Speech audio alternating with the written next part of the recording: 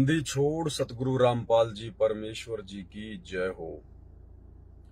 परमपिता परमात्मा सारी सृष्टि के रचनहार, कुल मालिक, असंख्य ब्रह्मांडों के स्वामी, जगत गुरु, तीनों लोकों में प्रवेश करके सबका धारण पोषण करने वाले राजाधिराज, आत्माधार, नाथों के नाथ, देवों के देव महादेव, सर्वेश्वर महेश्वर, मृत्युंजय, अजरो अमर, आदि अनादि सनातनी प्रभु, जगत पिता जगदीश्वर, श्री श्री 1008 की उपाधि के वास्तविक अधिकारी, अकाल मूर्त शब्द स्वरूपी राम वासुदेव, सर्वगतम ब्रह्म, परम पूज्य, प्रथम पूज्य, परम संत, परम पुरुष, परम धनी, परम दयालु, सत्य कबीर, हक्का कबीर, अल्लाहु कबीर, अल्लाहु अकबर, बाखबर, अल्लाह ताला, जगत के तारणहार, जगत के मुक्तिदाता, जगत के जगन्नाथ, हारे के सहारे, हिंदुओं के राम, मुसलमानों के अल्लाह, सिखों के वाहिगुरु, ईसाइयों के मसीह,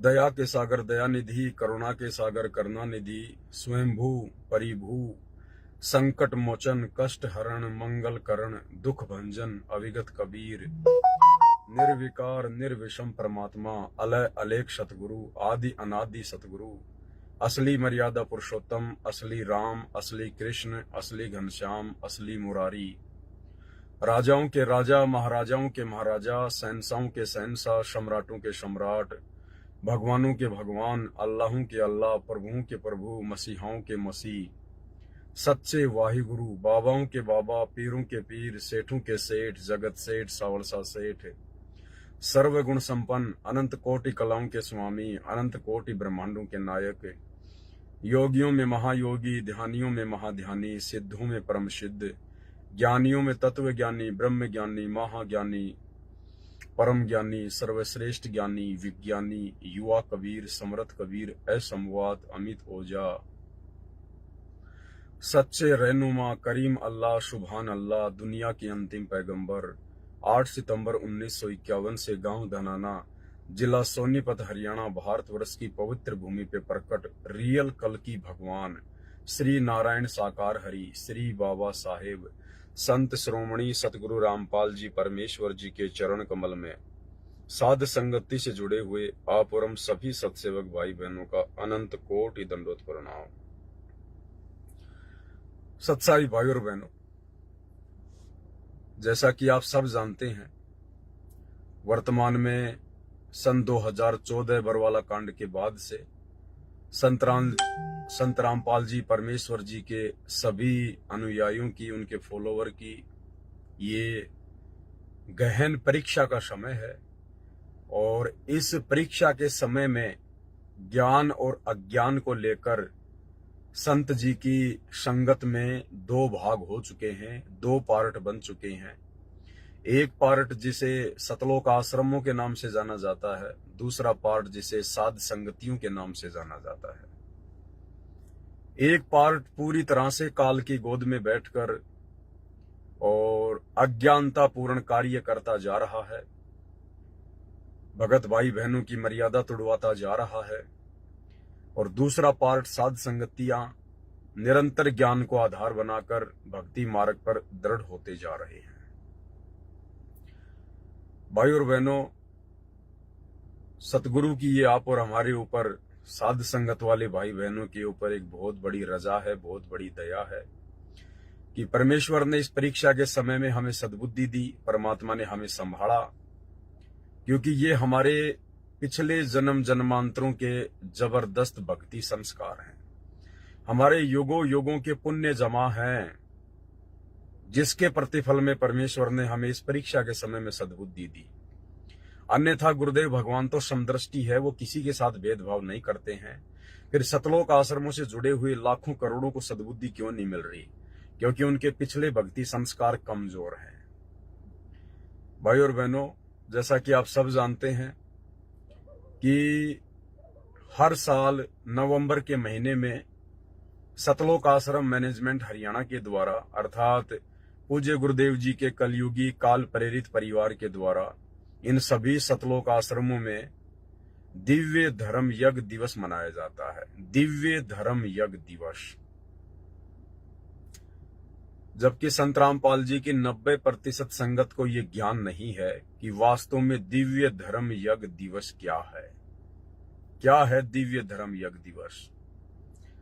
सतलोक आश्रम वाले तो 650 साल पहले की एक घटना, जिस घटना के माध्यम से उस समय कबीर परमात्मा जी को बदनाम करने के लिए राजा सिकंदर लोदी के गुरु शेख तकी ने झूठी चिट्ठियां कबीर जी के नाम से डाल दी थी कि भाई कबीर काशी में भंडारा करेगा, साथ में एक एक सोने की मोहर देगा, एक एक दोहर देगा, और जैसा भी आपको सामान चाहिए खाने पीने का वो भी देगा। तो 650 साल पहले कबीर परमात्मा को बदनाम करने के लिए, उनसे काशी शहर छुड़वाने के लिए कि कबीर तो एक गरीब जुलाहा है, सुबह खाना खाता है, शाम का पता नहीं, और जब 18-20 लाख लोग इसके दर पर आ जाएंगे तो ये कैसे खाना खिलाएगा, ये तो काशी छोड़कर भाग जाएगा। तो ये जो दिव्य धर्म यज्ञ दिवस मनाया जाता है ना, ये दिव्य धर्म यज्ञ दिवस वैसे वर्तमान में नहीं मनाना चाहिए, क्योंकि ये तो भगवान को बदनाम करने के लिए मनाया गया था। जैसा कि काल प्रेरणा से 18 नवंबर 2014 को जो बरवाला कांड हुआ, वो बरवाला कांड काल की तरफ से प्रशासन को निमित्त बना के या अन्य भक्तों को जो काल प्रेरित हो चुके थे उनको निमित्त बना के इस काल ने सतगुरु रामपाल जी को बदनाम करने के लिए करवाया था। संत रामपाल जी के सत भक्ति मार्ग को नष्ट करवाने के लिए बरवाला कांड करवाया था। अब यदि कोई हर साल बरवाला कांड की याद में कोई यज्ञ मनाए, कोई दिवस मनाए, तो ये उन भक्तों की महामूर्खता को जाहिर करता है। अरे वो तो काला दिन था, वो तो काला दिन था जो आपके गुरुदेव भगवान को बदनाम करने के लिए जो है काल के द्वारा वो कांड करवाया गया था। अरे उस काले दिन को क्या याद करना, उस काले दिन को क्या याद करना, वो तो काल प्रेरणा से था, मनवश भक्तों के द्वारा करवाया गया वो कांड था, गुरु को बदनाम करवाने के लिए करवाया गया वो कांड था। इसलिए उस कांड को यदि हर साल कोई मनाए एक यज्ञ के रूप में, एक बहुत बड़े धार्मिक अनुष्ठान के रूप में, तो ये मनाने वालों की सबसे बड़ी आध्यात्मिक अज्ञानता को दर्शाएगा। ठीक इसी प्रकार वर्तमान में सतगुरु रामपाल जी परमेश्वर जी के कलयुगी परिवार के द्वारा, जिनको तत्व ज्ञान की छींट भी नहीं है, और इन लोगों के द्वारा जो नवंबर के महीने में दिव्य धर्म यज्ञ दिवस मनाया जाता है कि 650 साल पहले परमात्मा ने भंडारा किया था, 18 लाख लोगों को भंडारा करवाया था। बस तुम्हें इतना ही याद है? अरे 18 लाख लोग क्या है वो परमात्मा के लिए? वो परमात्मा तो तीनों लोकों में असंख्य आत्माओं को रोजाना दिन में 3 बार भंडारा करवाता है। तीनों लोकों में प्रवेश करके जो परमात्मा सबका भरण पोषण करता है, अरे उस परमात्मा का तुम 18 लाख लोगों के लिए करवाए गए भंडारे को तुम लोग जो है संगत में इस प्रकार से बढ़ा चढ़ा के अपने धार्मिक धंधे के रूप में पेश कर रहे हो। वो परमात्मा तो प्रतिदिन असंख्य युगों से, जब से सृष्टि रची गई है, ये तो असंख्य आत्माओं को रोजाना भंडारा करवा रहा है, रोजाना। तो भाई और बहनों, ये जो सतलोक आश्रमों में दिव्य धर्म यज्ञ दिवस के नाम पे जो ड्रामेबाजी चल रही है, ये काल प्रेरणा से जो पाखंड शुरू कर रखा है, ये असल में दिव्य धर्म धंधा दिवस है। ये दिव्य धर्म धंधा दिवस है, धंधा दिवस है। संत रामपाल जी की नादान संगत को इन धार्मिक अनुष्ठानों के नाम पर मूर्ख बनाकर और ये धार्मिक धंधा किया जा रहा है। अन्यथा 650 साल पहले जिस भंडारे की याद में, जिस भंडारे के नाम पर वर्तमान में दिव्य धर्म यज्ञ दिवस मनाया जा रहा है, अरे वो भंडारा तो हमारे परमात्मा को बदनाम करवाने के लिए जो है वो करवाया गया था, बदनाम करने के लिए।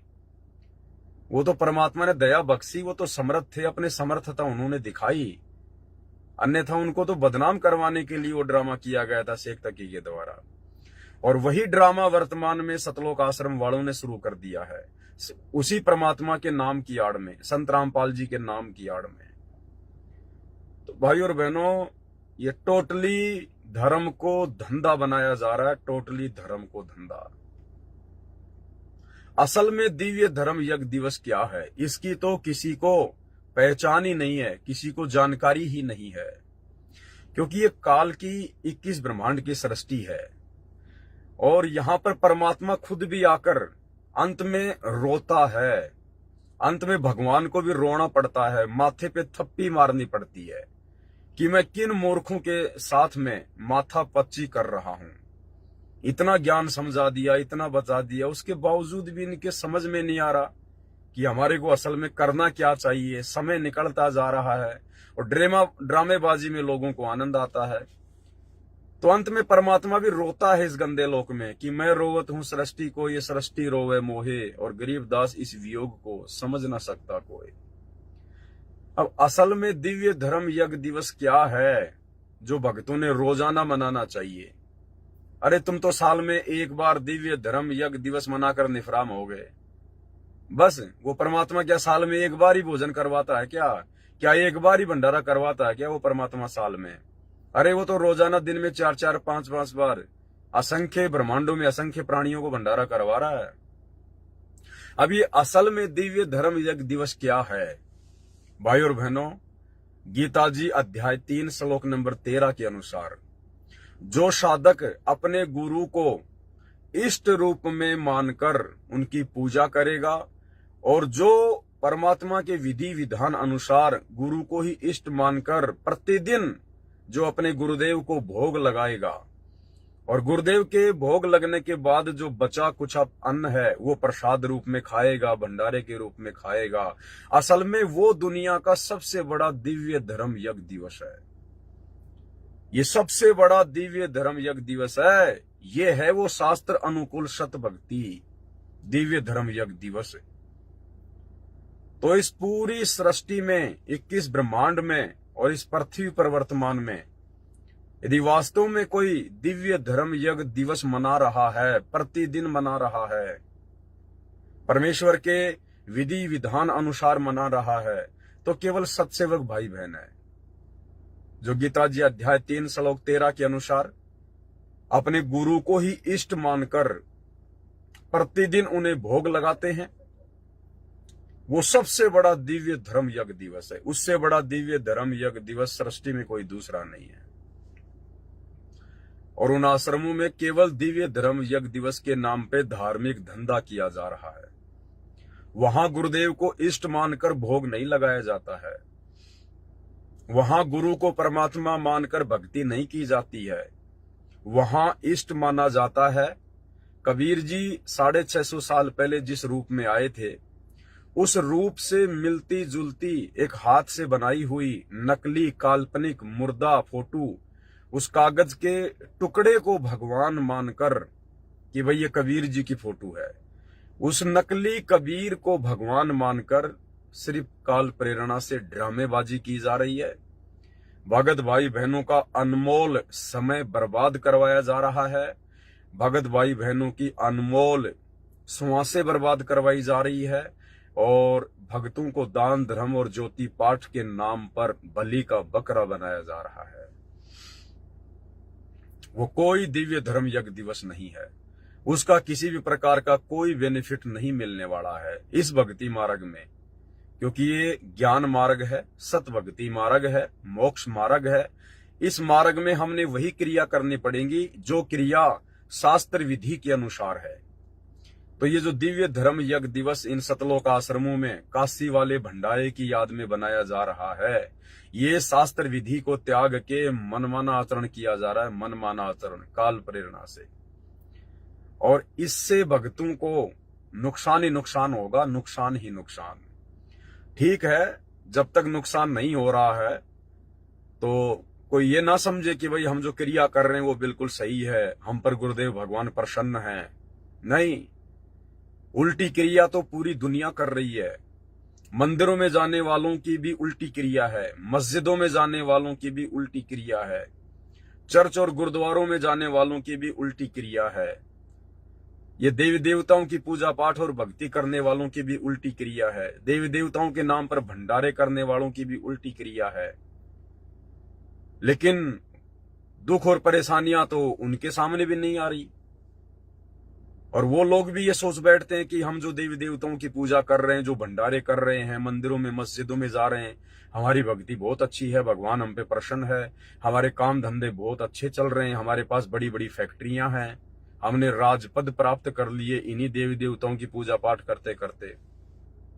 लेकिन असल में आप और हम भगत भाई बहनों को गुरुदेव के ज्ञान आधार से अब पता चल गया कि उनको इन देवी देवताओं की आधी अधूरी भक्ति करते करते, शास्त्र विरुद्ध साधना करते करते, ये भंडारे करते और करवाते, जो थोड़े बहुत लाभ प्राप्त हो रहे हैं, कोई मंत्री बन गया है, किसी की फैक्ट्री लग गई है, किसी के घर में लॉटरी लग गई है, कोई बहुत बड़ा पैसे वाला बन गया, किसी का काम धंधा बहुत अच्छा चल रहा है, असल में ये उनको उन्हीं के पिछले जन्मों की भक्ति के प्रतिफल में ये काल उनको जो भी धन संपदा है वो दे रहा है, सुख दे रहा है।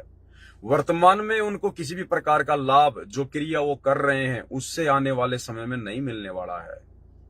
और जब तक उनकी पिछली बैटरी चार्ज है, उनके पिछले पुण्य संचित हैं, तब तक वो चाहे देवी देवताओं की भक्ति करें ना करें, चाहे भंडारे करें ना करें, चाहे रोजाना शराब के ठेके खोलें, चाहे शराब पिएं, चाहे मांस खाएं, उनका बाढ़ भी बाका नहीं होगा। और जिस दिन उनके पिछले पुण्यों वाली बैटरी खर्च हो जाएगी, समाप्त हो जाएगी, उस दिन के बाद फिर उनकी दुर्गति जग जाहिर होती है।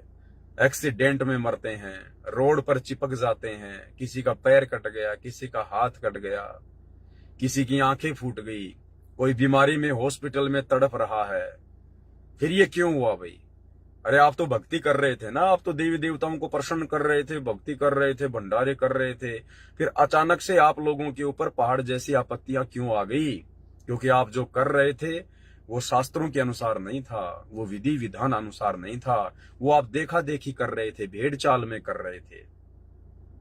तो ठीक इसी प्रकार भाई और बहनों, वर्तमान में इन सतलोक आश्रमों में इन दिव्य धर्म यज्ञ दिवस के नाम पे या अन्य भंडारों के नाम पर या अन्य किसी भी यज्ञ के नाम पर जो ड्रामेबाजी हो रही है, जो पाखंड चल रहा है, ये सारा का सारा पाखंड सतगुरु रामपाल जी परमेश्वर जी के विधि विधान के विपरीत चल रहा है। और ये भगत भाई बहन समझ रहे हैं कि हम तो बिल्कुल सही भक्ति कर रहे हैं, हमारे को लाभ भी हो रहे हैं, विशेष कोई नुकसान भी नहीं हो रहा है।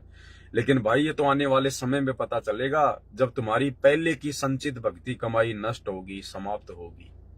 और वर्तमान में तुम सबके नाम खंडित हैं, वर्तमान में तुम सबकी मर्यादा खंडित है, क्योंकि सतलोक आश्रम मैनेजमेंट हरियाणा ने, गुरुदेव के कलयुगी परिवार ने आप लोगों को ना घर का छोड़ा, ना घाट का, धोबी का कुत्ता बना के छोड़ दिया है।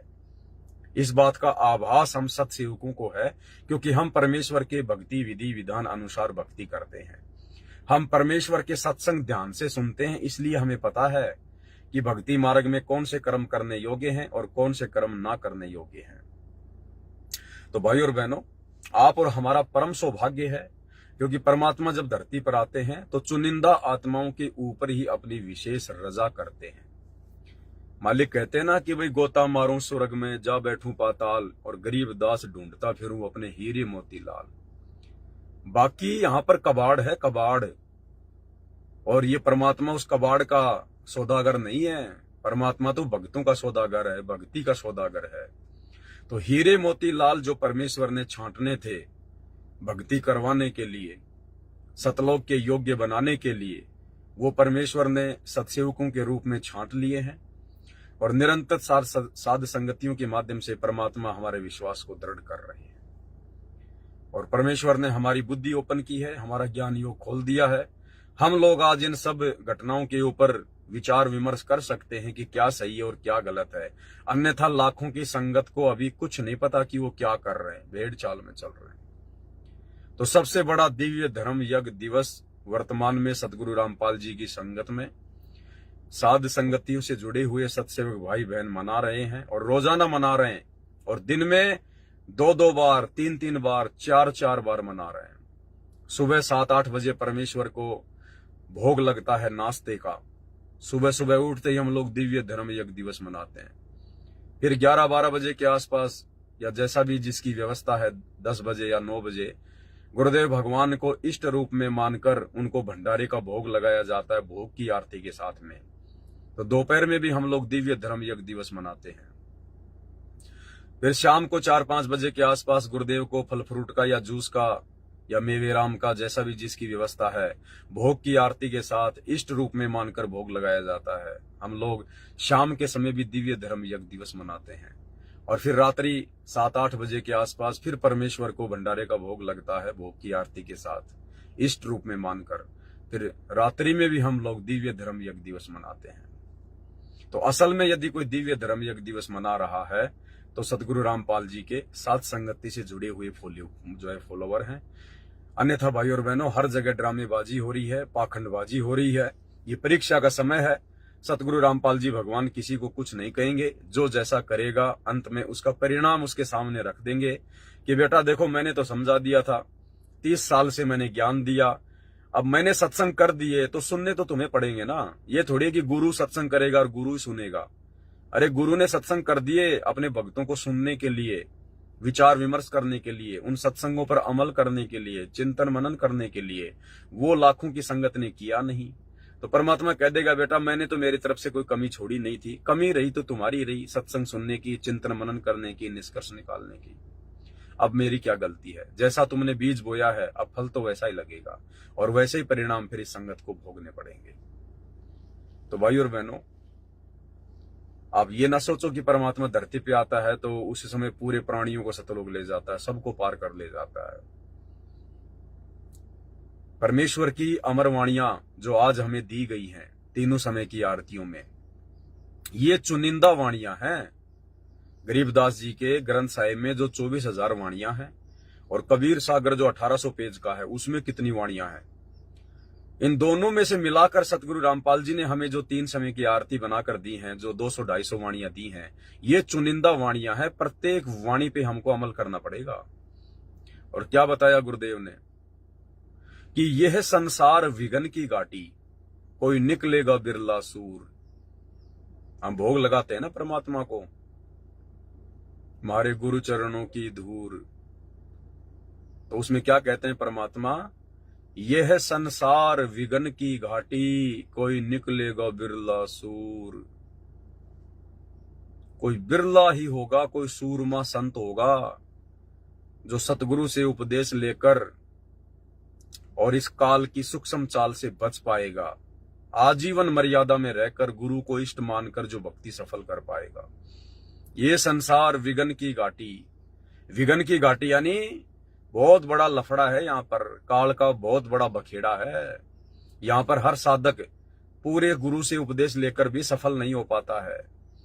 ये संसार विघन की घाटी, कोई निकलेगा बिरला सूर, यानी इस काल के लोग से तो पूर्ण गुरु से उपदेश लेने के बाद में कोई बिरले ही होंगे जो यहां से अपना आत्म कल्याण करवाएंगे बच बचा के। और परमेश्वर ने क्या कहा? दास गरीब कहे नर लोई और सतगुरु चीने बिरला कोई। गरीबदास जी कह रहे हैं कि सतगुरु को तो कोई बिरला ही जान पाएगा, कोई बिरला ही पहचान पाएगा सतगुरु से उपदेश लेने के बाद। दास गरीब कहे नर लोई और सतगुरु चीने, चीने यानी जानना पहचानना, बिरला कोई, कोई बिरले होंगे।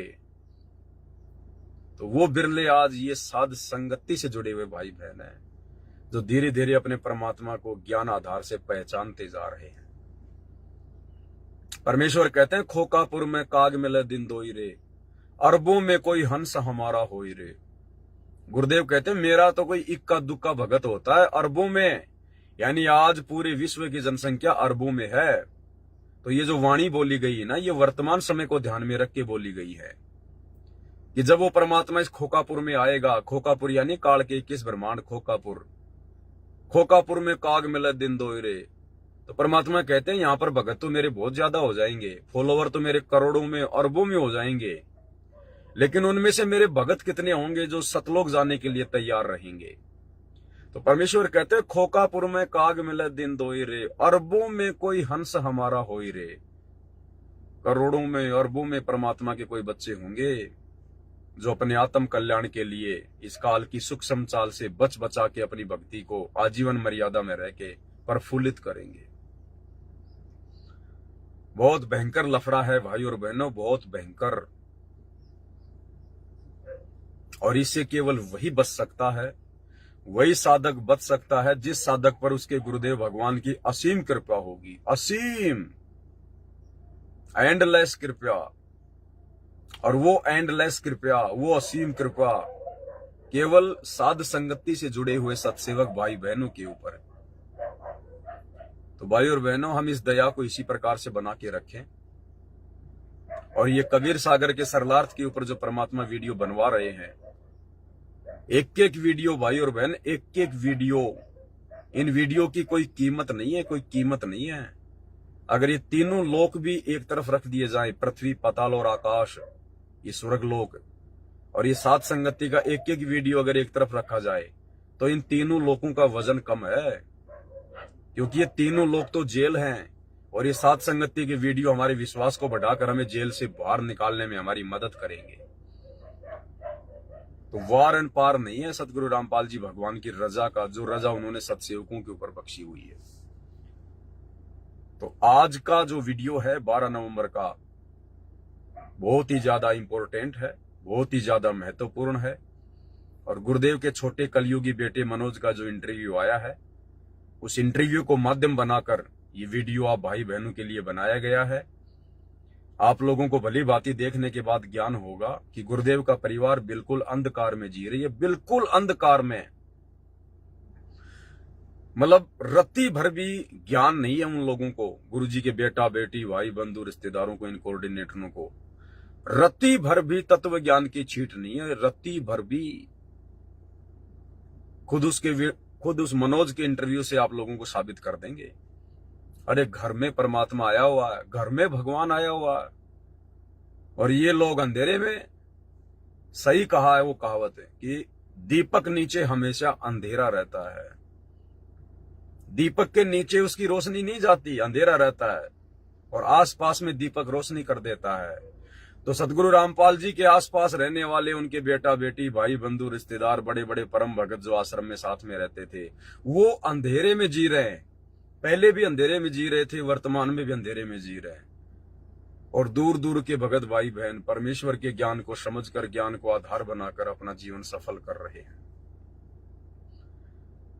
तो भाई और बहनों, एक बहुत बड़ी रजा गुरुदेव ने बख्शी है आप और हमारे ऊपर। क्योंकि 35 साल हो गए इस मनोज ने कभी अपना इंटरव्यू नहीं दिया, लेकिन जैसे कबीर सागर के सरलार्थ के ऊपर वीडियो बनने शुरू हुए, और आपने देख लिया होगा भाई और बहनों, जो प्रकरण कबीर सागर के सरलार्थ में चल रहा है, उस प्रकरण के अनुसार उस मनोज के वीडियो की अति आवश्यकता थी, अति आवश्यकता। तो ये सतगुरु रामपाल जी परमेश्वर जी ने उस मनोज में प्रेरणा करके और जबरदस्ती वीडियो बनवाया, जबरदस्ती। अन्यथा काल ये वीडियो नहीं बनने देता। ये आप और हमारे लिए परमात्मा ने रजा बख्शी है। ये सोने पे सुहागा कर दिया परमात्मा ने, सोने पे सुहागा। तो भाई और बहनों, ये सात संगति की वीडियो ये वर्तमान में आप और हमारे लिए देखना अति आवश्यक है, अति आवश्यक। ये परमात्मा की विशेष रजा से बन रहे हैं, और जिन पर परमात्मा की विशेष रजा होगी वही आत्मा इन वीडियो को देखेगी पूरा ध्यान से। क्योंकि ये अंदर से हमारी आत्मा को इतना चार्ज कर देंगे, ज्ञान आधार से हमें इतना परिपक्व कर देंगे। ब्रह्मा विष्णु महेश तो छोड़ो, अगर काल और दुर्गा दोनों मिलकर भी संत रामपाल जी के उस भगत को तोड़ने का प्रयास करें, भ्रमित करने का प्रयास करें, तो उन दोनों शक्तियों को मुंह की खाके जानी पड़ेगी। तो ये विशेष रजा गुरुदेव की। दूसरी बात दास आपको बताना चाहेगा, क्योंकि संगत को अपडेट करना बहुत अच्छी बात है बीच बीच में। बंगाल से हमारे सुरजीत दास भगत जी हैं, जो लाइव आते हैं, जानकारियां देते हैं, बहुत अच्छी बात है, दया परमात्मा की। सभी भाई बहनों को लाइव आना चाहिए, जितना भी समय मिले, आधे घंटे का, 10 मिनट का, जैसा भी है। और टॉपिक के ऊपर बात होनी चाहिए, फालतू की बातों को हमें नजरअंदाज करना चाहिए। तो मैंने अभी उनका एक पोस्टर देखा था, फेसबुक पे उन्होंने वायरल कर रखा है। उस पोस्टर में उन्होंने दास की फोटो लगा रखी है, गुरुदेव भगवान की फोटो लगा रखी है, और लिख रखा है कि जब तक सूरज चांद रहेगा, सतगुरु रामपाल जी परमेश्वर जी के साथ साथ पवन दास तेरा नाम रहेगा। उन्होंने वो पोस्टर बना के डाला है। भाई और बहनों, देखो, ये भी कहीं न कहीं वर्तमान में थोड़ी सी हमारी अज्ञानता को दर्शाता है। ये भी थोड़ी सी हमारी नादानी को दर्शाता है। क्यों दर्शाता है? क्योंकि वर्तमान में जो समय चल रहा है ये परीक्षा का समय है। सन 2014 बरवाला कांड के बाद से और जब तक सतगुरु रामपाल जी भगवान हिसार जेल से अपने मिशन को पूरा करके बाहर नहीं आ जाते हैं, तब तक ये हमारी परीक्षा का समय है, परीक्षा का टाइम है। और इस परीक्षा के समय में हमने कितना सोच समझ कर चलना है। देखो, ये दास भी आपकी तरह जीव है, एक भगत है। जैसे आप हैं वैसा ही मैं हूं, कोई अंतर नहीं है किसी भी प्रकार का। थोड़ी बहुत परमात्मा ने जो बोलने की शब्द शक्ति दी है और जिस प्रकार से परमात्मा दास को मर्यादाओं में रखते हैं ताकि मेरे द्वारा बोले गए शब्दों का अन्य भक्तों पर असर हो, ये गुरुदेव की ही रजा है, गुरुदेव की ही दया है। लेकिन मैं तो जीव हूं, मैं तो आपकी तरह भगत हूं। मेरे ऊपर भी वो सारे नियम मर्यादा लागू हैं जो आपके ऊपर हैं। और अगर मेरे से जरा सी त्रुटि हो गई, मेरे मन में किसी भी पॉइंट को लेकर किसी भी कारण से यदि मन में दोष आ गया गुरुदेव के प्रति, और यदि मैंने भक्ति त्याग दी, भक्ति छोड़ दी, तो मेरी भी मर्यादा खंडित होगी, मेरा भी नाम खंडित हो जाएगा, मैं भी परमात्मा से दूर हो जाऊंगा। फिर उस समय वो पोस्टर क्या काम का भगत जी, कि जब तक सूरज चांद रहेगा परमेश्वर सतगुरु रामपाल जी के साथ साथ पवनदास भगत का नाम रहेगा। भाई, आप लोग जो पोस्टर बना रहे हो, इस प्रकार की जो बातें आपने बनाई है, या कोई भी भाई बहन इस प्रकार की बातें सोचता है, ये अकेले सुरजीत दास जी को मैं नहीं कह रहा हूं। और क्या होता है कि परमात्मा किन्हीं आत्माओं को निमित्त बनाते हैं, परमात्मा किन्हीं आत्माओं को निमित्त बनाते हैं संगत में एक संदेशा भिजवाने के लिए। लेकिन उसके बावजूद भी उस भगत को ये विचार करना चाहिए, क्योंकि भगत ने बनाया तो अपने दिमाग लगा के है, भगत ने बनाया तो अपने हाथों से है, तो वो कर्म भी है भगत का। और परमात्मा उस भगत में इस प्रकार की प्रेरणा करके संगत में एक संदेशा भी भिजवा देते हैं। तो ये सभी के लिए है। अब कल को मान लीजिए किसी कारण से मैंने भक्ति छोड़ दी, भाई कोई अमर पट्टा तो लिखा नहीं है कि पवनदास भगत अब संत रामपाल जी को छोड़ेगा ही नहीं या उनकी भक्ति को छोड़ेगा ही नहीं। ये तो आप लोग वर्तमान में मेरे विचारों को देखकर, मेरे वीडियो देखकर, वर्तमान में गुरुदेव भगवान के प्रति जो मेरी सोच है, जो मेरे विचार हैं, ये वर्तमान में आप मेरे उन विचारों को देखकर आइडिया लगा रहे हो कि भाई पवन भगत जैसा भगत नहीं है, एक नंबर का भगत है, परमात्मा का सबसे अच्छा भगत है, परम भगत है, भगत शिरोमणि है, पता नहीं क्या क्या आप लोग बोलते हो। तो आप लोग तो वर्तमान में जो मैं क्रिया कर रहा हूं, जो मेरे विचार हैं गुरुदेव के प्रति, आप उनको देखकर आइडिया लगा रहे हो। और 2 दिन बाद में यदि मेरे विचार बदल गए तो, क्योंकि मेरे अंदर भी तो काल का सॉफ्टवेयर है, मन रूप में तो काल सबके अंदर बैठा है, नियम मर्यादा भगवान की सबके ऊपर समान रूप से लागू है। कल को अगर मेरे से मर्यादा टूट गई, मेरे मन में कोई दोष आ गया और मैं भगवान से दूर हो गया, तो मैं भी आपकी तरह फिर हो गया 2 कोड़ी का आदमी, सारा का सारा काम हो गया, मेरा बिगड़ गया। फिर उस समय वो पोस्टर क्या काम के कि भाई जब तक सूरज चांद रहेगा संत रामपाल जी के साथ साथ पवनदास का नाम रहेगा। तो भाई और बहनों, ये भी कहीं न कहीं हमारी थोड़ी कमजोरी है, नादानी है। कल को गुरुदेव भगवान के आने के बाद भी हमने किसी भी भगत के लिए इस प्रकार के शब्दों का प्रयोग नहीं करना है। क्योंकि देखो, ये परमात्मा ने जितने भी बड़े बड़े भगत बनाने थे, जो परम भगत बनाने थे, भगत शिरोमणि बनाने थे, ये बन गए पहले। ये सतयुग में बना के छोड़ दिए भगवान ने। सतयुग में सहते जी आए थे, द्वापर में बंके जी थे, त्रेता में जो है और भगत थे, कलयुग में जो है धर्मदास जी थे, गरीबदास जी के 2 परम भगत थे, जो है बनखंडी दास और संतोष दास। ठीक है, गीसा जी का परम भगत था जीता दास, नानक जी के 2 परम भगत थे, बाला और मर्दाना। भाई और बहनों, ये आज से पहले परमात्मा ने वो भगत बनाने थे, अपने बाद में भक्तों को खड़ा करना था, क्योंकि भक्ति मार्ग को और आगे चलना था। उस समय वो ठीक का समय नहीं आया था, कलयुग की पिछली पीढ़ी नहीं आई थी। इसलिए परमात्मा ने अपने जाने के बाद उन भक्तों के माध्यम से लोगों को भक्ति से जोड़ के रखना था। इसलिए परमात्मा ने वो परम भगत बनाए ताकि दुनिया उनके पीछे लगी रहे, उनकी भगवान और भक्ति में आस्था बनी रहे।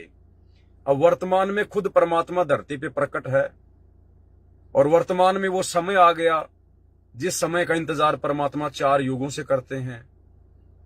तो वर्तमान में परमात्मा ने किसी को परम भगत बनाने की आवश्यकता नहीं है। वर्तमान में परमात्मा ने किसी को भगत शिरोमणि बनाने की आवश्यकता नहीं है और ना कोई बनेगा वर्तमान में, ना कोई वर्तमान में कोई संत शिरोमणि बनेगा, क्योंकि परमात्मा धरती पर है। अगर उस सतगुरु रूप में आए हुए परमात्मा के अतिरिक्त यदि किसी की आस्था किसी भगत में हो गई तो फिर उस भगत का काम बिगड़ जाएगा। इसलिए परमात्मा इस भक्ति का खुद ही प्लेयर है, खुद ही रेफरी है। अब परमात्मा किसी और को यहां पर ठेकेदार नहीं बनाएगा। तो भाई और बहनों, हमने किसी भी भगत को उसके किसी भी पॉइंट से हमने विशेष महत्व नहीं देना है। हम सब परमात्मा के लिए एक समान हैं। ये गुरुदेव भगवान समदृष्टि है। जितना महत्व गुरुदेव भगवान के लिए मैं रखता हूं उतना ही आप रखते हो। जब गुरुदेव हमें सत्संगों में यहां तक बताते हैं कि वो परमात्मा चींटी में और हाथी में कोई अंतर नहीं करता है, उस परमात्मा के लिए चींटी भी उतनी महत्वपूर्ण है और हाथी भी उतना महत्वपूर्ण है। ये शरीर तो आप और हम देखते हैं।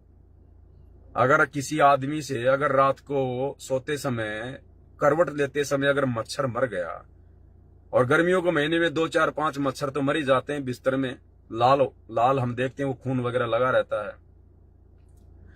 और उस व्यक्ति से, उस भगत से यदि कोई बिल्ली मर जाए, उसकी मोटरसाइकिल से एक्सीडेंट होके, या कोई कुत्ता मर जाए, तो उसके बाद उसको बड़ा पछतावा होता है, वो मेरे मोटरसाइकिल से तो बिल्ली मर गई, कुत्ता मर गया, और रात को तूने 5 मच्छर मार दी। वो तो भगवान की नजर में तो चाहे वो कुत्ता मरा हो चाहे वो मच्छर मरे हो बराबर है।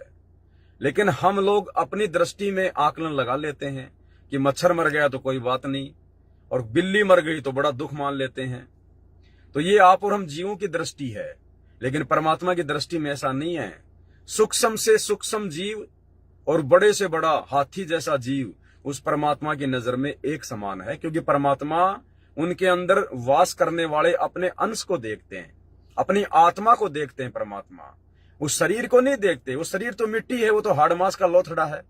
कल को हाथी भी मरेगा, उसका भी जो है मिट्टी बनेगी, और वो मच्छर मरेगा, उसका शरीर भी मिट्टी बनेगा।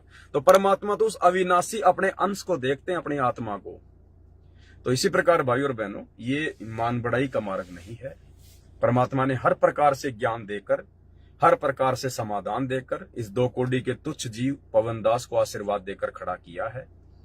और मैं पवनदास ऐसी गलतियां बिल्कुल भी नहीं करने वाला हूं, जैसी गलतियां गुरुदेव का कलयुगी परिवार कर रहा है, जैसी गलतियां ये कोऑर्डिनेटर कर रहे हैं मान बढ़ाई और अहंकार में आकर, और जैसी गलती वो संजय दिल्ली वाला कर रहा है अपने आप को गुरु समझकर, अपने आप को तत्वदर्शी संत समझकर।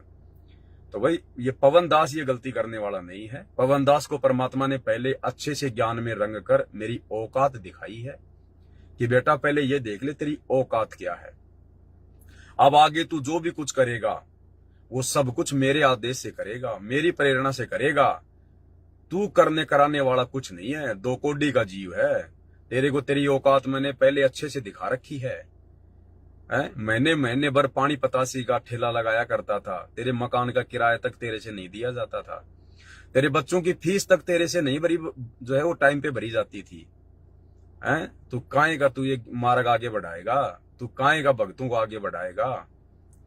तो ये सारा सब कुछ गुरुदेव भगवान ने अपने आशीर्वाद से दया बख्श रखी है। इसलिए इस दास को किसी प्रकार का कोई अहंकार, कोई घमंड, कोई मान बढ़ाई या किसी भी प्रकार की कोई पब्लिसिटी की भूख नहीं होती है, क्योंकि पता है भाई और बहनों, अगर जरा सी मान बढ़ाई आ गई, अगर जरा सा अहंकार आ गया, जरा सी मान बढ़ाई आ गई, किसी भगत के द्वारा मेरी बढ़ाई करने पर अगर मेरे अंदर अगर वो गुब्बारे की तरह हवा भर गई, तो मैं तो फिर जीव का जीव हूं, 21 ब्रह्मांड में रह जाऊंगा। अगर सतलोक नहीं गया तो फिर क्या फायदा ये इतना संघर्ष करने का, ये हजारों वीडियो बनाने का, दिन रात लाइव आके आप लोगों को समझाने का, आंखें खराब करने का, गला खराब करने का। अगर सतलोक ही नहीं जा पाया तो, अगर उसी मान बढ़ाई में अगर वापस उलझ गए, तो जिस मान बढ़ाई के कीचड़ से परमात्मा निकाल कर लाए, तो हमारा टारगेट तो सतलोक जाने का होना चाहिए। सेवा चाहे परमात्मा हमसे कुछ भी ले ले, कितनी भी ले ले, कैसी भी ले ले, वो मालिक की अपनी मौज है, मालिक की अपनी मौज है। वो किसको क्या सेवा देगा, किससे क्या अपना काम करवाएगा, किसको निमित्त बनाएगा, वो पार्ट अलग है। उस पार्ट को अपनी भक्ति से शामिल ना करो। आप बहुत बड़े भगत हैं, बहुत बड़ी सेवा करते हैं, आपके ऊपर गुरुदेव ने बहुत बड़ी दया जो है बरसा रखी है। अगर ये सारी चीजें सोचकर यदि आप भक्ति पर लगे रहोगे तो भाई और बहनों फिर काल साथ में हवा भरता रहेगा। हमने उन सेवाओं को साइड में रखना पड़ेगा कि ये मेरे बस की बात नहीं है सेवा करना। अरे भगवान की सेवा जीव कर देगा। भगवान की सेवा कभी जीव कर सकता है क्या? जीव को कल को पैरालाइसिस हो जाए, लकवा मार जाए, मुंह खुला का खुला रह जाएगा, पूरे शरीर में लकवा मार जाएगा, अधरंग मार जाएगा, पैरालाइसिस हो जाएगा पूरा शरीर।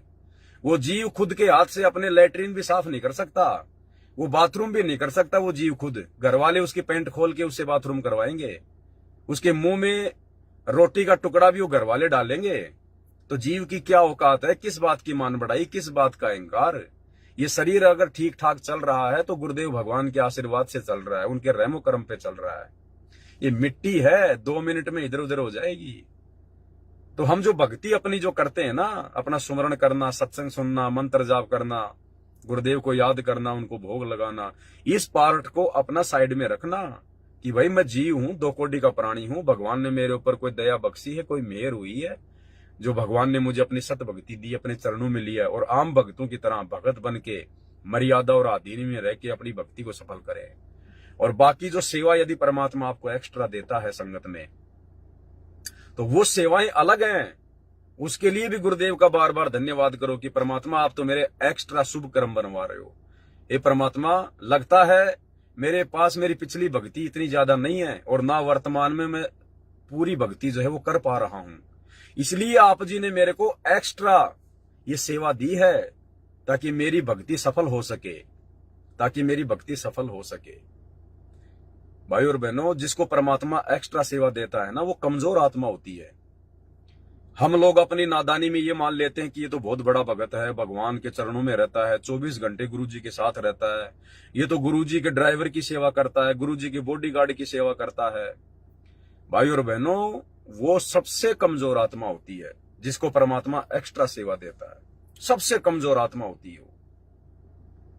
जिस प्रकार से हम अपने बच्चों को स्कूल में भेजते हैं और जिन बच्चों को टीचर ट्यूशन लगाने की सलाह देते हैं कि जी आप अपने बच्चे को ट्यूशन लगाइए, इसको एक्स्ट्रा पढ़ाइए, वो ट्यूशन उसी बच्चे को एक्स्ट्रा दिया जाता है जो बच्चा टीचर से नहीं समझ पाता है, जो बच्चा अन्य बच्चों की तुलना में पढ़ाई में कमजोर होता है।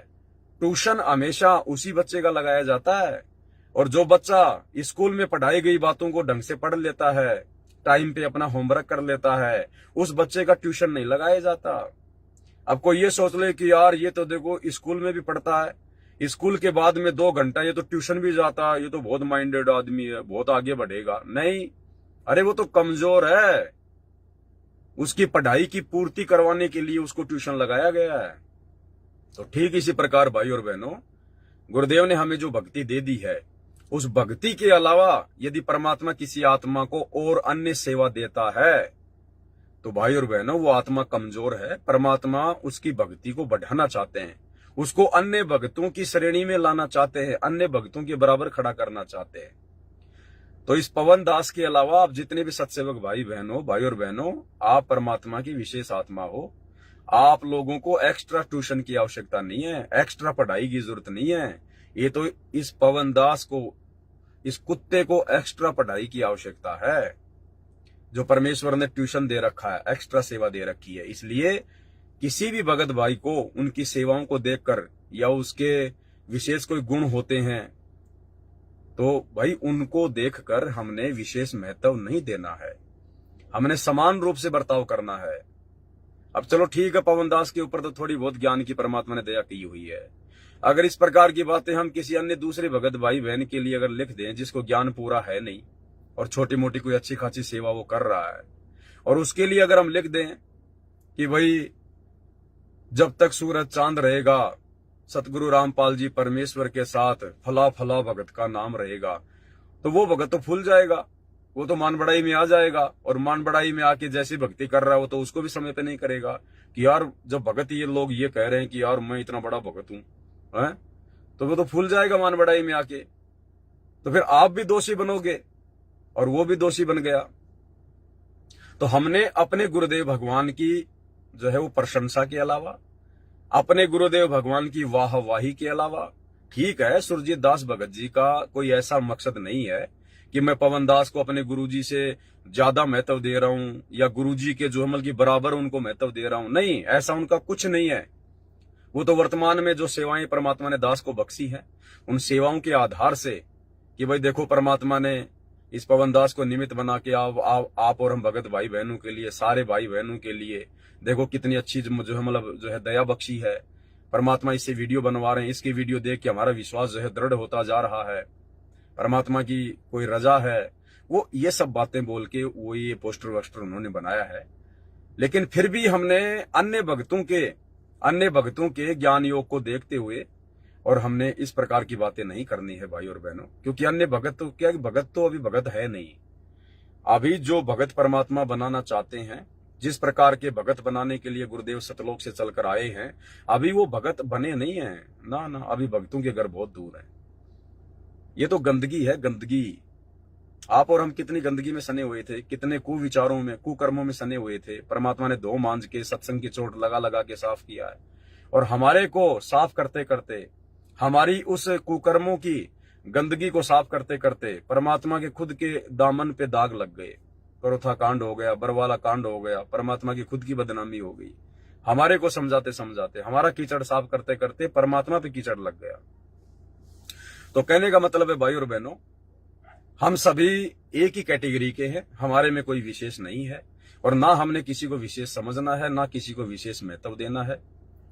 हमने केवल अपने गुरुदेव भगवान को महत्व देना है।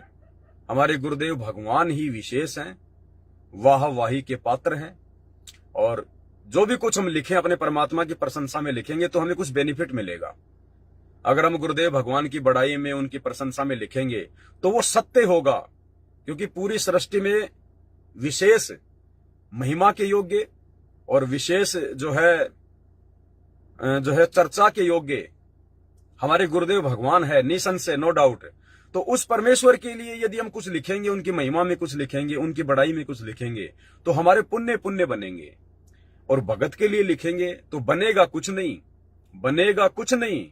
दूसरे भक्तों के मन में दोष आ जाएगा कि यार इस पावन भगत को बहुत ज्यादा महत्व दिया जा रहा है यार, हैं? फिर लोग क्या कहेंगे, और देखो यार उन भक्तों की पवन दास के ऊपर आस्था हो गई, वो सूर्य दास की तो पवन दास के ऊपर आस्था हो गई, तो भगत आपस में फिर राग द्वेष में आ जाएंगे। तो इसलिए हमने इस प्रकार की गलतियां नहीं करनी है भाई और बहनों। देखो ये सारी बातें परमात्मा नहीं बताएंगे, परमात्मा के पास इतना समय नहीं होता है। मालिक तो सृष्टि का जो सबसे जो उत्तम ज्ञान है उसको हमारे तक पहुंचाने के लिए आए हैं। अब उसके बाद ये बातें तो परमात्मा ने आपस में सात संगतियों पे छोड़ी है कि भाई मेरे बच्चे फिर आपस में मिलकर बैठकर मेरे ज्ञान को आधार बनाकर फिर इन बातों पे डिस्कस करेंगे, विचार करेंगे, सावधानियां बरतेंगे। और हम भगत भाई बहनी अगर एक दूसरे को उलझाने में लग गए तो बताओ फिर परमात्मा का मिशन कैसे पूरा होगा। तो भाई और बहनों, हमने इस प्रकार की नादानी को छोड़ना होगा और आगे से हम सावधान रहें। आगे से हम किसी भी प्रकार का इस प्रकार के पोस्टर वास्टर बना के, मतलब चाहे मेरे बारे में हो, चाहे किसी और भगत के बारे में हो, कोई भी हो, चाहे कोई कितनी बड़ी सेवा क्यों ना कर रहा है, वो सेवा करवा भगवान रहा है। उस भगत की औकात नहीं है। वो 2 कोड़ी का जीव, वो मिट्टी का पुतला, कल को एक्सीडेंट में मर गया, वो क्या सेवा कर लेगा, क्या कर सकता हो। आज मैं बहुत अच्छा बोल रहा हूं, कल को मेरे को पैरालाइसिस हो गया, मेरा मुंह बांका हो गया, क्या बोल लूंगा मैं, मुंह में से लार गिरेगी है। मैं घर वालों से एक पानी का गिलास भी नहीं मांग सकता बोल के, 4-4 घंटे की वीडियो कहां से बना दूंगा। तो ये गुरुदेव भगवान की शक्ति से, उनके आशीर्वाद से ये सब कुछ भाई और बहनों चल रहा है। तो हमने बहुत ही सावधान होकर चलना है। इस काल को हमने जरा भी मौका नहीं देना कि संगत में गंदगी फैला दे।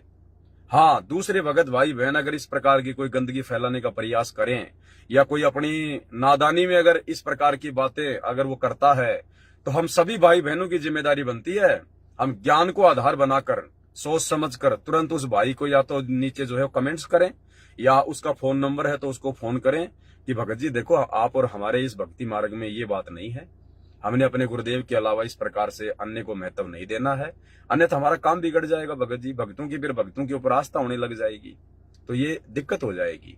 तो प्यार प्रेम से हमने उन भाई बहनों को समझाना है, हमने उनके उन पोस्टों को आगे नहीं भेजना। अब सुरजीत दास भगत जी ने जो पोस्टर बना के डाली है फेसबुक पे, अब कम से कम 80-90 भक्तों ने तो लाइक कर रखा है, बहुत सारे भक्तों ने उसको शेयर कर रखा है। और जैसे दास ने सुबह देखा, जैसे परमात्मा को भोग लगाया, भोग लगने के बाद जब दास ने मोबाइल देखा, क्योंकि मैं थोड़ा लाइव आना चाह रहा था, उसी समय देखा तो वो मेरे सामने आ गया। तो मैंने देखा 80-90 भक्तों ने तो लाइक कर रखा है। तो बताओ, जिन भक्तों ने लाइक किया है, अब बताओ उन्होंने दिमाग तो लगाया नहीं, उन्होंने विचार तो किया ही नहीं कि ये जायज है क्या? जब तक सूरज चांद रहेगा, पवनदास भगत का नाम रहेगा। अरे भैया, यहां तो भगत का नाम मिट्टी में मिल जाए तो अच्छा है। जब तक इस काल के लोग से भगत का नाम मिट्टी में नहीं मिलेगा, वो भगत सतलोक नहीं जाएगा। देखो, धर्मदास का नाम क्या कहा परमात्मा ने, जब तक सूरज चांद रहेगा, मीराबाई का नाम रहेगा, कुछ ऐसा जैसे बोलते हैं ना समाज में। परमात्मा तो नहीं बोलते किसी भगत के लिए कि भगत का ऐसे जब तक सूरज चांद रहेगा नाम रहेगा। परमात्मा ने गरीबदास जी के लिए बोला है कि जब तक सूरज चांद रहेगा गरीबदास तेरा नाम रहेगा। तो गरीबदास तो खुद परमात्मा थे, परमात्मा का तो नाम रहेगा रहेगा। जब परमात्मा का नाम मिट जाएगा तो सूरज चांद कहां रहेंगे? तो परमात्मा किसी भगत के लिए नहीं बोलते कि उस भगत का ऐसा नाम रहेगा। और परमात्मा अगर बोल भी दे तो परमात्मा तो 2 मिनट में उन शब्दों को नष्ट भी कर देंगे, लेकिन हम कहां से कर देंगे? तो जब तक भगत का 21 ब्रह्मांड में नाम रहेगा वो पार नहीं हो पाएगा। मीराबाई का नाम चल रहा था ना, दुनिया गीत गाया करती थी, जब तक सूरज चांद रहेगा मीराबाई का नाम रहेगा। वो यहीं पे धक्के खा रही है, यहीं पे धक्के खा रही है। जब तक उसका नाम नहीं मिटेगा, और नाम उसका अब मिटेगा, क्योंकि अब हमें पता चल जाएगा कि मीराबाई पार नहीं हो पाई। क्यों नहीं हो पाई? क्योंकि परमात्मा ने मुक्तिबोध में लिखा हुआ है, परमात्मा ने मुक्तिबोध पुस्तक में लिखा हुआ मीराबाई का फिर से जन्म होगा। अब हमें मीराबाई की असलियत का पता चल जाएगा कि उसने ढंग से भक्ति नहीं करी, गुरु को भगवान नहीं माना। तो हमारी नजरों में वो मीराबाई का वो नाम खत्म हो जाएगा कि काई की मीराबाई। इतनी अच्छी मीराबाई होती तो 650 साल पहले भगवान आके मिला था, भक्ति करके पार हो जाती। आज तक क्यों धक्के खा रही है? माँ के पेट में क्यों जो है नरक भोगते आ रही है? तो आज आप और हमारी नजरों में मीराबाई का वो नाम जिस प्रकार से लोगों ने फैला रखा था, जो महिमा मीराबाई की हो रखी थी, वो समाप्त हो गई। अब मीराबाई आएगी परमात्मा की शरण में, या आ गई होगी। अब मीराबाई का उद्धार हो सकता है अगर मर्यादा में रह के भक्ति करेगी तो। अब वो धर्मदास, अब वो पंडित रामानंद, वो नीरू नीमा, वो सर्वानंद, वो बड़े बड़े भगत, वो सुल्तान अधम, वो नानक जी, जिनके नाम सूरज चांद से भी ऊपर जा रहे थे, जिनको भगत शिरोमणि की उपाधियां दी हुई थी, जिनके नाम पे लोगों ने जो है मंदिर खोल रखे हैं, गुरुद्वारे खोल रखे हैं, रविदास के नाम पे, नानक जी के नाम पे। अब हमें उनका पता चल गया कि उनकी कितनी क्या महिमा है। 2 कोटि के जीव थे, भगवान मिला था उनको, भक्ति की नहीं ढंग से, गुरु को परमात्मा माना नहीं, और यही धक्के खाते हुए आ रहे हैं। अब वो सारे के सारे आएंगे। अब हमें पता चल गया कि काहे के भगत शिरोमणि यही धक्के खा रहे हैं, नरक भोग रहे हैं। अब हमें उनकी औकात का पता चल गया। अब हमारे अंदर उनकी महिमा नहीं बनेगी, क्योंकि हमें असलियत का पता चल गया। अब उनकी महिमा खत्म हो गई, मिट्टी में मिल गई। तो अब उनके पास मौका है पार होने का। अब यदि वो भक्ति करके आजीवन मर्यादा में रह के पार हो जाएंगे, जो इस समय परमात्मा सबको जन्म देगा, किसी को दे दिया होगा, किसी को देगा। अब उनकी महिमा खत्म हुई है, और जब तक इस काल लोक से महिमा खत्म नहीं होगी, भगत यहां से बाहर नहीं जा सकता। तो इसलिए ये भक्ति का ये बिल्कुल ये पीक टाइम है, प्राइम टाइम है। हमने अपने गुरुदेव के अलावा अन्य किसी को महिमा नहीं देनी है, क्योंकि भगत की महिमा पहली बात तो होगी नहीं। अब चाहे कोई अपनी तरफ से कितना प्रयास क्यों ना कर ले, क्योंकि इस तत्व ज्ञान के आगे, ये तत्व ज्ञान जिस आत्मा के अंदर परमात्मा फिट कर देगा ना, फिर उसके गुरुदेव भगवान के अलावा उसको सब कुछ फीका फीका नजर आएगा। अरे जब गुरुदेव भगवान की महिमा के आगे ब्रह्मा विष्णु महेश 33 करोड़ देवी देवता, दुर्गा काल अक्षर पुरुष, ये सब फीके 2 कोटि के जीव नजर आ रहे हैं, तो भगत कहां से महिमावान हो जाएगा? तो ये वो समय है भाई और बहनों, भक्तों की महिमा को समाप्त करने का समय है ये। और इस समय यदि हम भक्तों की महिमा बनाएंगे तो फिर गलत हो जाएगा। इसलिए महिमा कीजिए संत की, परमात्मा कहते हैं ना, महिमा कीजिए संत की, तन मन धन सब दे, और सिर मांगे टाड़ा नहीं, चाहे मोर ध्वज लख ले। तो महिमा के योग्य केवल हमारे परम पूज्य गुरुदेव सतगुरु रामपाल जी भगवान हैं। उन्हीं की महिमा हम करेंगे, और उन्हीं की महिमा करनी चाहिए। अन्य सब जीव हैं, और जीव की कभी महिमा सफल नहीं होती है, ना जीव की महिमा किसी दूसरे के काम आती है। ठीक है, अब मान लीजिए आप दो भाई हैं और दोनों भाई आप जी अलग अलग हो रहे हैं, और आपके दूसरे भाई के पास में अरबों खरबों की संपत्ति है और आपके पास नहीं है, तो भाई का पैसा आपके काम नहीं आएगा। आपके पास वो भाई का पैसा काम नहीं आएगा। और आपके बाप के पास यदि अरबों खरबों की संपत्ति है तो आपके बाप की संपत्ति आपके काम आएगी। आपका बाप अपनी संपत्ति को अपने बच्चों में बांटेगा, लेकिन आपका भाई अपने भाई को संपत्ति नहीं बांटता। तो भगत की महिमा भगत के काम नहीं आती, भगवान की महिमा भगत के काम आती है। तो गुरुदेव भगवान की महिमा कीजिए जो हम सबके काम आएगी। तो वीडियो ज्यादा लंबा नहीं करेंगे भाई और बहनों, क्योंकि आज रात को फिर 8 बजे आपने लाइव भी जुड़ना है। इसलिए सभी भाई बहन थोड़ा इन बातों का ध्यान रखें। आगे से हमने सभी भाई बहनों को समझाना है, जो गलतियां करेगा उसको समझाना है प्यार प्रेम से। और जो निकम्मा है, जो नहीं मानेगा, तो फिर परमात्मा ने दास को ड्यूटी दे रखी है। दास फिर लाइव आके खुलेआम फिर उसको साथ संगति से आउट करेगा।